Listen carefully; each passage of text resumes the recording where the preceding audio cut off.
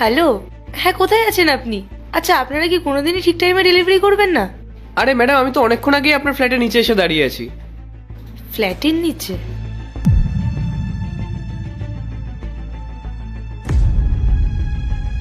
রাহুল, আমার ex husband delivery বয়ের কাজ করছে?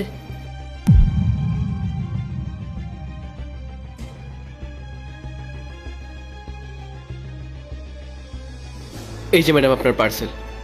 কত হয়েছে? 800 টাকা। Thank you madam.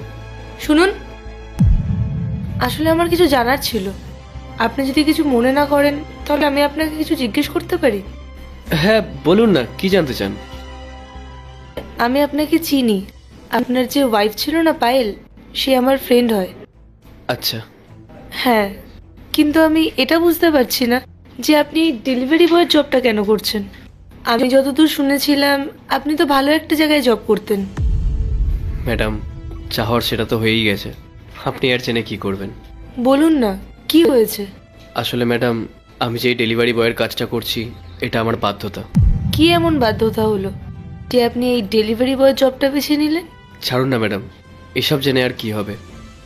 আর আমার জীবনে যা ঘটে গেছে সেগুলো আমি মনেও করতে চাই না। আপনি যে আমাকে এই কথাটা জিজ্ঞেস করলেন এটাই আমার জন্য অনেক। আমি আসছি। শুনুন,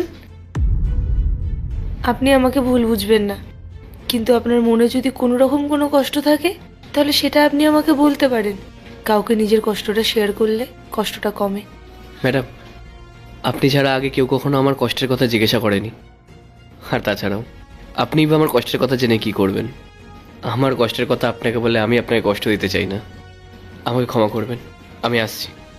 শুনুন, দেখুন, আমি জানি যে আমার কোনো অধিকার নেই আপনাকে এসব জিজ্ঞেস করার বা আপনার থেকে কিছু জানার, কিন্তু আমি আবারও আপনাকে বলছি, আপনি যদি আমাকে আপনার কষ্টের কথাটা বলেন তাহলে আপনার একটু হালকা লাগবে। ঠিক আছে ম্যাডাম, আপনি যখন আমাকে এত করে জিজ্ঞাসা করছেন তাহলে আমি আপনাকে বলছি। জানেন, আমার জব, আমার সাইড বিজনেস খুব ভালোভাবেই চলছিল। আমার কোনোদিনও কোনো কিছুর কমতি ছিল না। আর তারপর আমি যখন বিয়ে করলাম ধীরে ধীরে আমার জীবনটা কেমন যেন বদলে গেল। আমার ওয়াইফ আমার সঙ্গে সবসময়ই খারাপ ব্যবহার করতো। আর তারপর একদিন ও আমাকে ডিভোর্স দিয়ে আমাকে ছেড়ে চলে গেল। জানেন, ডিভোর্সের পর ও অ্যালুমিনি হিসেবে আমার বিজনেসটা নিয়ে নিল। আর আমার যা সেভিংস ছিল সেগুলো এই কোর্ট কাচারিতেই খরচা হয়ে যায়। আর তারপর একদিন হঠাৎ করে